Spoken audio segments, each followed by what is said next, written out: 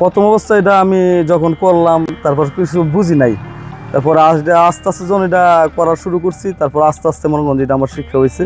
ওহন আলহামদুলিল্লাহ মনে করেন যে এটা সমান সব কিছু আমি জানি বা বুঝি। প্রথম চারা আমি তৈরি করতে পারতাম না। প্রথম অবস্থায় আমি চারা একবারে মানে বীজ দিলে বীজ নষ্ট হয়ে যাইতো, বীজ যে সময় গেরা তুলে এই সময় নষ্ট হয়ে যাইতো। কিন্তু ওহন আলহামদুলিল্লাহ কোনো চারা আমার নষ্ট হয় না।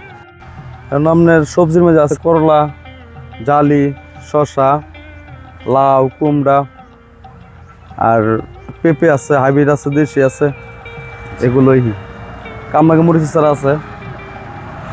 বর্তমানে কি পরিমাণ চারা আপনার এখানে আছে সব মিলিয়ে? বর্তমান চারা আছে আপনার 1.5 থেকে 2 লাখ চারা আছে। মাডো সরাইল মানে বিছানো আছে, 1.5 থেকে 2 লাখ চারা আছে। আচ্ছা, প্রতি বছর আপনি কতগুলো চারা উৎপাদন করেন? প্রতি বছর মনে করেন যে 8 থেকে 10 লাখ চারা আমার এই জায়গাতে। 8 থেকে 10 লক্ষ? হ্যাঁ, 10 লক্ষ চারা আমার।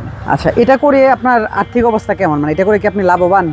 অবশ্যই এটা আছে, মোটামুটি আলহামদুলিল্লাহ ভালো আছে এটাই। আচ্ছা।